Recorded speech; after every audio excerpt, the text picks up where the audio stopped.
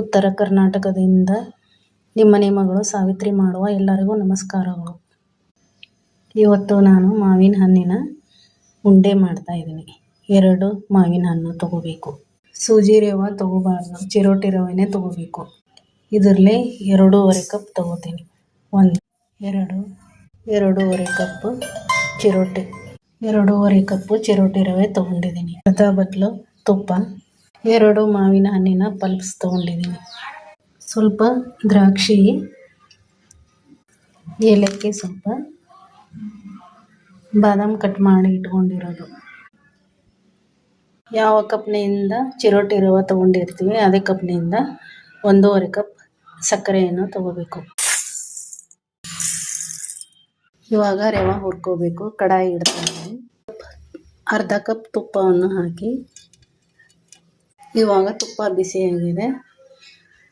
ರವೆಯನ್ನು ಹಾಕ್ತಾ ಇದ್ದೀನಿ. ಕಪ್ಪಲೆ 2.5 ಕಪ್, ಅರ್ಧ kg ಅಷ್ಟು ಆಗುತ್ತೆ, ಗ್ರಾಮ್ ಇರುತ್ತೆ ಅಂದರೆ. ಹುರ್ಕೋಬೇಕು. ಇದನ್ನು ತುಪ್ಪದಲ್ಲೇ ಲೋ ಫ್ಲೇಮ್ ಇಟ್ಟು ಹುರಿಬೇಕು ರವೆಯನ್ನು. ಇದನ್ನು ಮೊದಲನೇ ಸತಿ ಮಾಡಿದ್ರೆ ಪರ್ಫೆಕ್ಟಾಗಿ ಬರುತ್ತೆ. ಹುರಿಬೇಕಾದ್ರೆ ಘಮ ಬರಬೇಕು. ಇವಾಗ 8 ನಿಮಿಷ ಆಗಿದೆ, ನೋಡ್ತಿರ್ಬೋದು ನೀವು. ತುಪ್ಪ ರವೆ ಚೆಂದಾಗಿ ಮಿಕ್ಸ್ ಆಗೈತಿ. ಈ ರೀತಿ ಹುರ್ಕೋಬೇಕು ರವೆ. ಈಗ ಇದನ್ನು ಆರಕ್ಕೆ ಬಿಡಬೇಕು. ಮಾವಿನ ಹಣ್ಣು ಪಲ್ಪ್ ಹಾಕಿ ಪೇಸ್ಟ್ ಮಾಡಬೇಕು. ಇವಾಗ ಫೈನ್ ಪೇಸ್ಟ್ ಮಾಡಬೇಕು. ಈಗ ಫೈನ್ ಪೇಸ್ಟ್ ಮಾಡಿದೆ.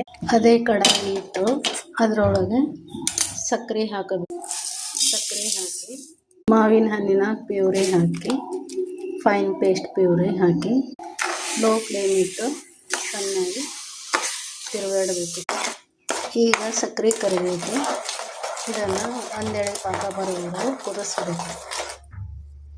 ಇದನ್ನು ತಿರುಗಿಸ್ತಾ ಇರಬೇಕು. ಏಲಕ್ಕಿ ಪೌಡ್ರನ್ನು ಹಾಕ್ತಾ ಇದ್ದೀನಿ.